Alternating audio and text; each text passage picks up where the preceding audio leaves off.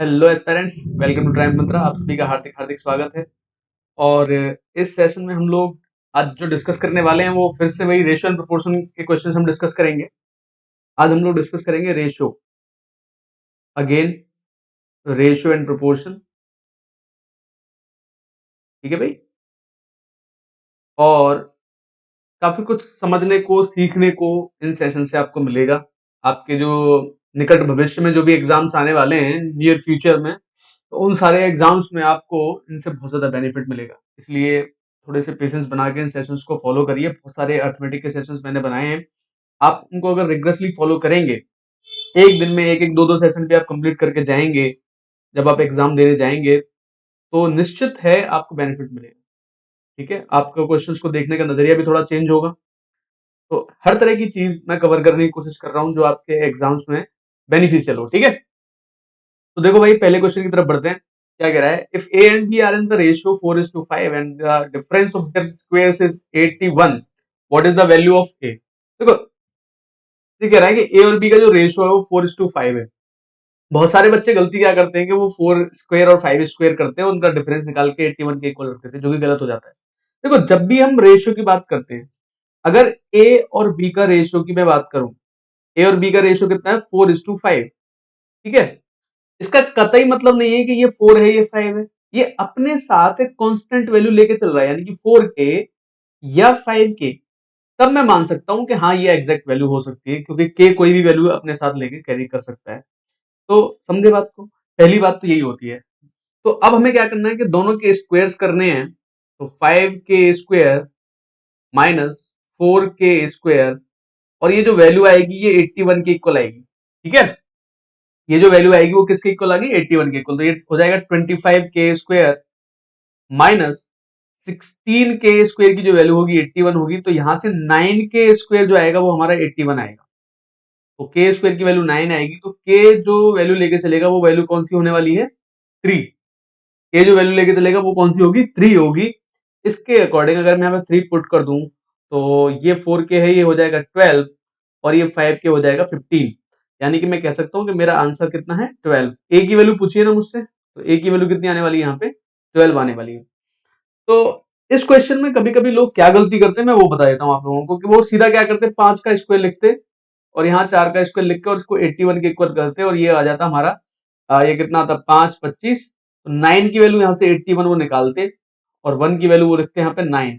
1 की वैल्यू 9 आने पे 9 इंटू 5 45, और 36 उनके आंसर होते, जो कि सरासर हो जाता गलत, जो कि सही नहीं होता। समझे बात को? ठीक है, नेक्स्ट क्वेश्चन की तरफ बढ़ते। क्या कह रहा है नेक्स्ट क्वेश्चन? कह रहा है, to alloys contain tin and iron in the ratio 1:2 and 2:3। दो मिश्र धातु हैं जिनमें टिन और आयरन का अनुपात दे रखा है 1:2 और 2:3। If the two alloys are mixed in the proportion of 3:4, इन दोनों को 3:4 में अगर मिलाया जाता है, तो the ratio of tin and iron in the newly formed alloy. जिन लोगों ने भी मेरे मिक्सर एलिगेशन के सेशन देखे होंगे, उनके लिए these questions are cake walk. ठीक है, बहुत ही इजी हो जाते हैं ये क्वेश्चंस, कुछ भी नहीं होता। देखो, करना क्या है हमको, दो अलॉय हमको दे रखे हैं, फर्स्ट अलॉय है और ये सेकंड अलॉय है। यहां पर टिन लिख लो और यहां लिख लो आयरन। ठीक है, टिन और आयरन का रेशियो यहाँ पे दे रखा है 1:2, और यहाँ दे रखा है 2:3। तो मैंने क्या बताया था, पहले तो इनको बराबर कर लो, इनकी क्वांटिटीज को बराबर कर लो। क्वांटिटी को बराबर करने के बाद जितना जितना मिलवा रहे हैं उतना मल्टीप्लाई कर दो। देखो मैं क्या करने वाला हूं, बहुत ध्यान से समझना सब लोग। यहाँ पे मुझे मिल रहा है 2 और 1 3, और 2 और 3 5। तो यहाँ तो मैं 5 से मल्टीप्लाई कर सकता हूँ, और यहाँ पे मैं कितने से मल्टीप्लाई कर सकता हूँ? 3 से। तो ये बराबर हो जाएगा। हो जाएगा कि नहीं हो जाएगा बताओ? ठीक। इसके बाद में आपको क्या देखना होता है कि ये जो किस प्रोपोर्शन में है, 3:4, किस प्रोपोर्शन में जा रहे हैं? 3:4 में जा रहे हैं। तो ये 3 पार्ट जा रहा है, और ये कितने पार्ट जा रहे हैं इसके? 4 पार्ट। तो सीधा क्या करोगे, यहाँ 3 से मल्टीप्लाई करोगे, और यहाँ कितने से मल्टीप्लाई कर दोगे? 4 से मल्टीप्लाई कर दोगे। आ रही है बात समझ में? मैंने क्या बताया दोबारा समझो। दोनों रेशियो जो दे रखे हैं वो दोनों रेशियो लिख लो। दोनों रेशियो लिखने के बाद आपको क्या मिलने वाला है? आपको जो रेशियो मिलने वाले हैं वो उनकी क्वांटिटी को इक्वल करना है आपको। यहाँ पे क्या 1:2 2:3। तो 1 और 2 कितना होता है? 3। 2 और 3 कितना होता है? 5। 3 और 5 का एलसीएम कितना होता है 15। 15 बनाना है दोनों को, तो मल्टीप्लाई ऊपर 5 का कर दो, नीचे 3 का मल्टीप्लाई कर दो। फिर जिस रेशियो में ये मिल रहे हैं 3 और 5 4 के, में उनको मल्टीप्लाई कर दो। अब देखो कैसे आता है इजीली, यहाँ पे टिल लिख लो, यहाँ लिख लो आयरन। ये 15 है, 15 से एक बार मल्टीप्लाई करना है यहाँ पे, 15 से एक बार 15, रेशो 15 दूनी 30, और इधर कितना आएगा 4 तिया 12, 12 दूनी हो जाएंगे 24, रेशो 12 तिया 36। इनको ऐड कर लो, ये आ जाएगा 39 रेशो 66। और अगर और इसको फर्दर सॉल्व करोगे आप, 3 से काट लो, 3 से काटो 13, रेशो कितना आ जाएगा 22, 13 रेशो कितना आ जाएगा 22। बहुत इजीली आप इसको सॉल्व कर सकते हो, हमारा आंसर आ जाएगा 13 रेशो 22, कुछ भी नहीं है, second option is correct. 13:22 is the correct answer. हाँ भाई, कितने लोगों को ये बात समझ में आ रही है कि 13:22 ये करेक्ट आंसर है ना? तो मुझे कमेंट करके जरूर बताइएगा अगर ये समझ में आ रहा है तो। नेक्स्ट क्वेश्चन की तरफ बढ़ते हैं।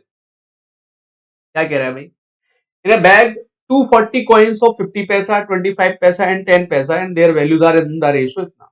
देखो जहां पर ये वैल्यूज वाली बात आ जाए, एक तो कंडीशन क्या होती है कि 240 सिक्के होते हैं और सिक्कों का रेशियो दे रखा होता है, इतने इतने सिक्के हैं, तो वहां पे निकालना थोड़ा आसान होता है। इस वाले में क्या करना है हम लोगों को, इसमें ये समझना है कि हमको देखो क्या दे रखा है। पहली बात तो आप लोगों को देखो, यहाँ पे थोड़ा सा डिटेलिंग करता हूँ मैं इस क्वेश्चन की, है ना, और फिर मैं इसको तुम्हें जल्दी सॉल्व करने का तरीका भी बताऊंगा, बहुत जल्दी इसको सॉल्व कर सकते हो, है ना। देखो पहले आप क्या समझो कि 240 सिक्के हमारे पास टोटल हैं, तो ये जो रेशियो दे रखा है ना, ये 240 का रेशियो नहीं है, ये उनकी वैल्यूज का। जैसे 50 पैसे के सिक्के हैं, 5 सिक्के तो ₹2.5 बन गए, 25 पैसे के 3 सिक्के 75 पैसे बन गए, 10 पैसे का एक सिक्का 10 पैसा बन गया। ऐसे करके रुपए जो आएंगे निकल के, उनका रेशियो मुझे दे रखा है 5:3:1, ये उन रुपयों का हमको दे रखा है। तो हम क्या करेंगे, देखो सिंपली मुझे कुछ नहीं करना, मुझे क्या करना है, देखो एक होती है सिक्के की फेस वैल्यू, सिक्का हो या कोई रुपया हो, फेस वैल्यू में अगर नंबर ऑफ कॉइन्स से मल्टीप्लाई कर दो तो तुमको मिलती है वैल्यू। अब आप लोग कहोगे सर ये क्या लिख दिया आपने, फेस वैल्यू क्या है, ये क्या है? फेस वैल्यू से मतलब आपको समझाने के लिए, ऐसा कुछ प्रोफेशनल टर्म नहीं है ये, ठीक है, आपको समझाने के पर्पज से मैंने कुछ चीजें लिखी है।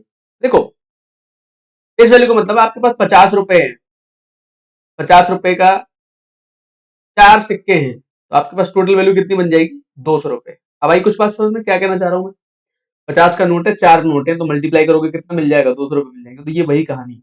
अब अगर सपोज करो मुझे नंबर ऑफ कॉइन्स निकालने हैं यहां से, तो नंबर ऑफ कॉइन्स जो होंगे किसके इक्वल आने वाले हैं भाई, फेस वैल्यू और फेस वैल्यू से किसको डिवाइड कर दोगे, वैल्यू को डिवाइड कर दोगे, ठीक है, तब मिल जाएगा। दूसरी चीज, मुझे जो टोटल वैल्यू मिल रही है उसमें से फेस वैल्यू को बस डिवाइड करना होता है। इतना आप लोगों ने पकड़ लिया ना, आपका काम आसान है। आगे से ऐसे क्वेश्चंस में कुछ नहीं होता। देखो वैल्यूज का रेशियो दे रखा है 5:3:1, ठीक है। किसके सिक्के, 50 पैसे का सिक्का है, मल्टीप्लाई करोगे, देखो मल्टीप्लाई नहीं करना, आपको डिवाइड करना है।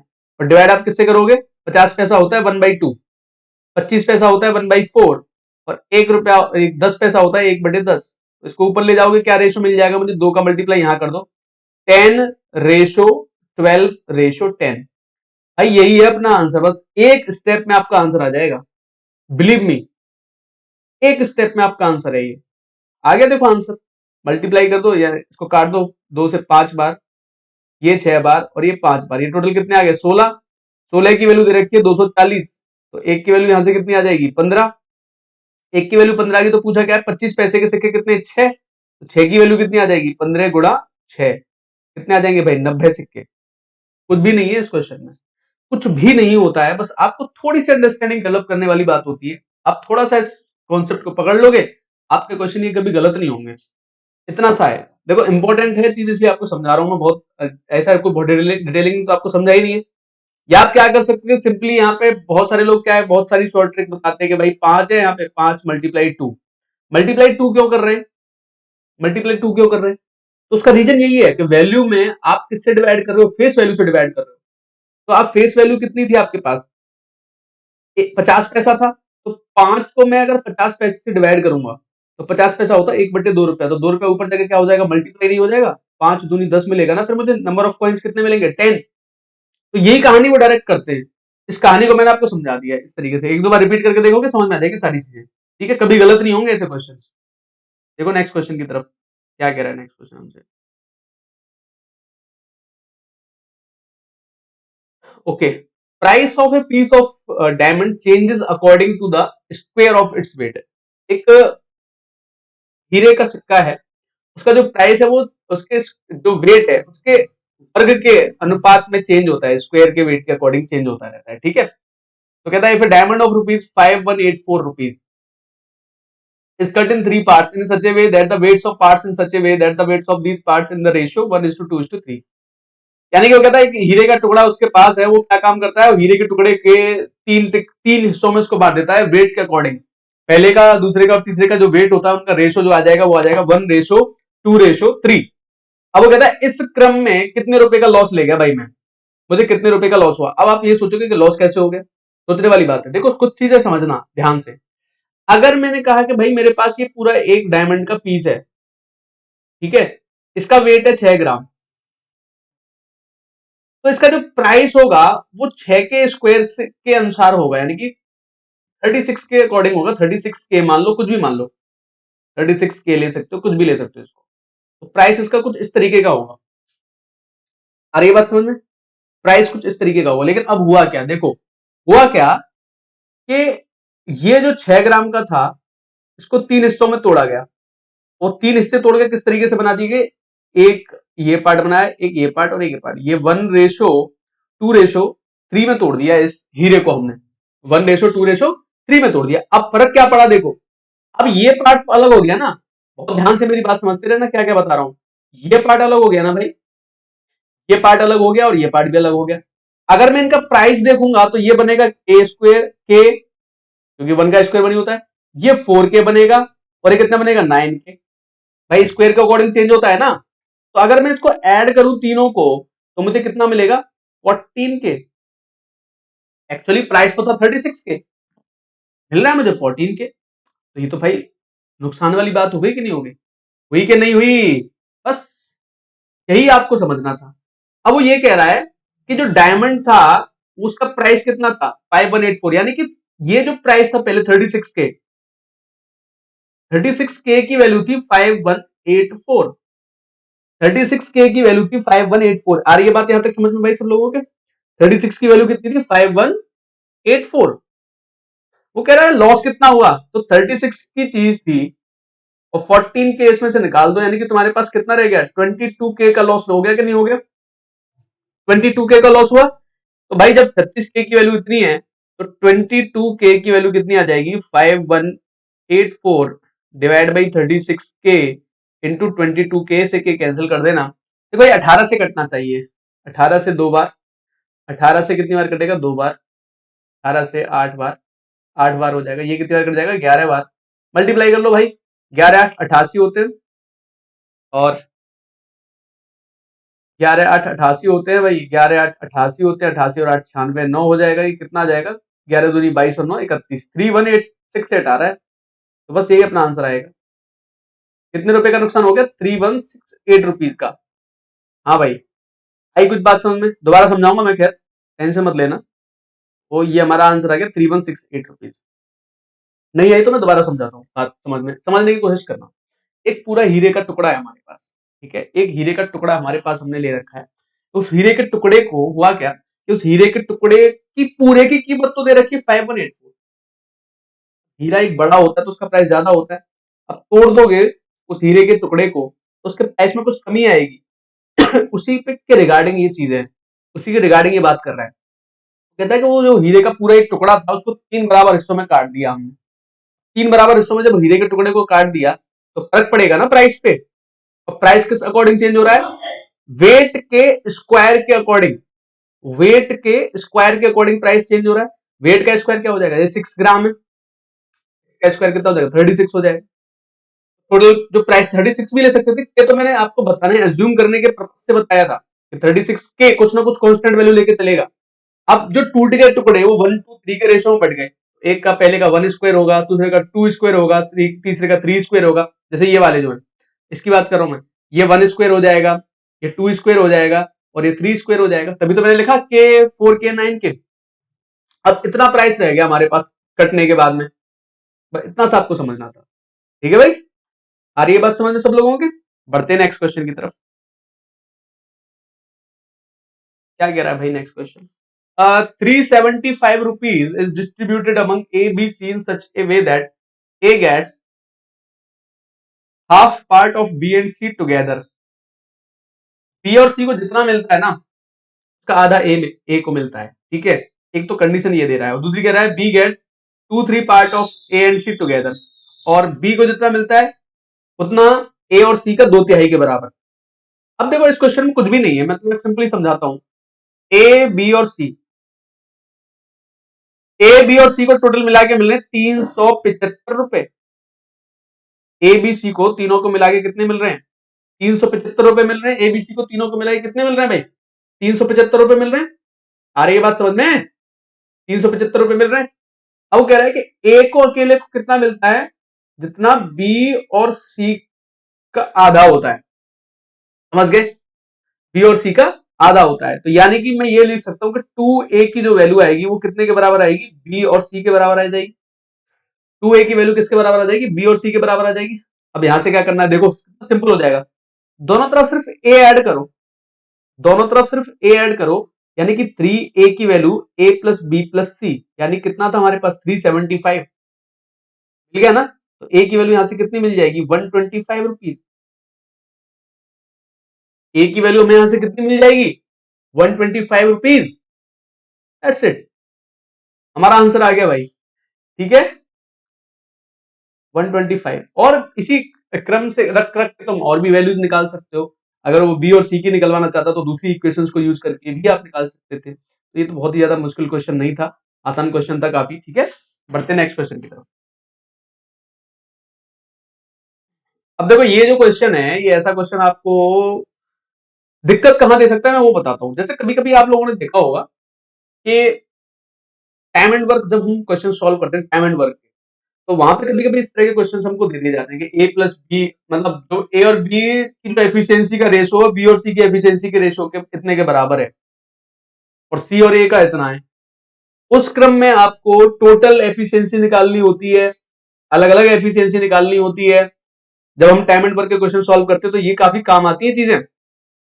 इसलिए आप लोगों को थोड़ा सा समझना है, बस कुछ भी नहीं है, बहुत थोड़ा सा समझना है। देखो A plus B ratio B plus C ratio C plus A दे रखा है 6:7:8। 6, 7 और 8 का रेशो हमको दे रखा है, 6:7:8 हमको दे रखा है। आप क्या ले सकते हो इनको? इसको ले सकते हो 6x, 7x और 8x।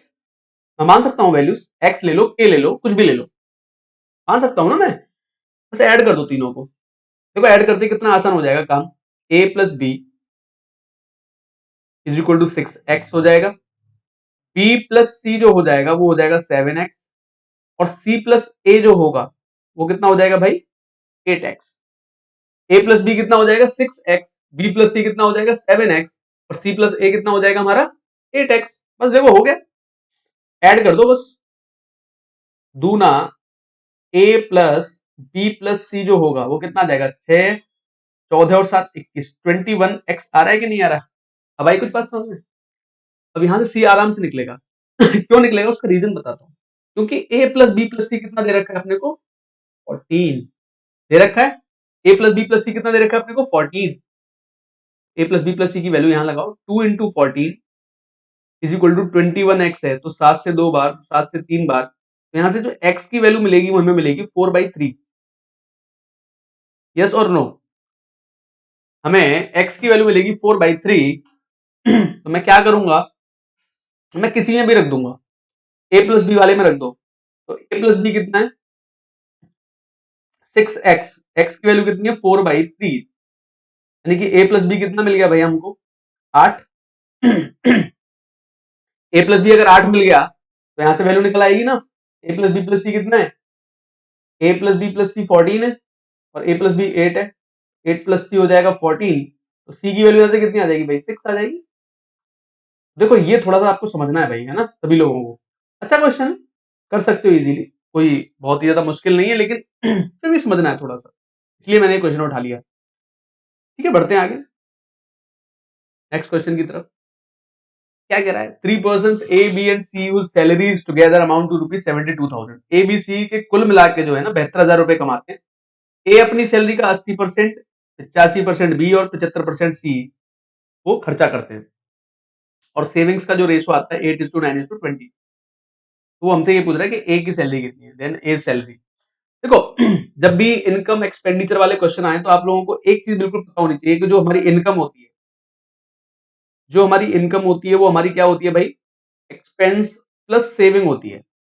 ये बात सब लोगों को पता होनी चाहिए, इसी के अकॉर्डिंग ही सारी चीजें सॉल्व कर देंगे हम लोग।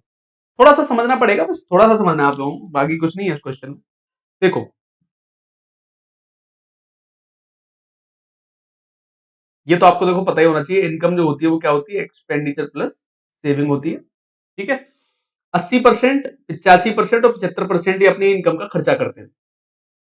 तो अगर 80% खर्चा करते हैं तो बचाते कितना है भाई, इफ 80% ऑफ ए, ये है ए का एक्सपेंडिचर, तो ए की सेविंग कितनी होगी भाई, देखो ए की इनकम का है ना, 20% ऑफ एज इनकम होगी कि नहीं होगी, हाँ कि ना, ये सब आप लोगों को मुझे बताना पड़ेगा। बिल्कुल है सर, 20% ही तो बचाएगा वो। तो देखो मैं क्या लिख रहा हूं कि 20% ऑफ एज इनकम जो है वो ए की सेविंग है, सेविंग कितनी दे रखी है 8, ये 8 के बराबर है। बी कितना खर्चा करता है, 85% खर्चा करता है, तो बचाते कितना होगा 15%, 15% बी की इनकम कितने के बराबर आ जाएगी 9 के बराबर।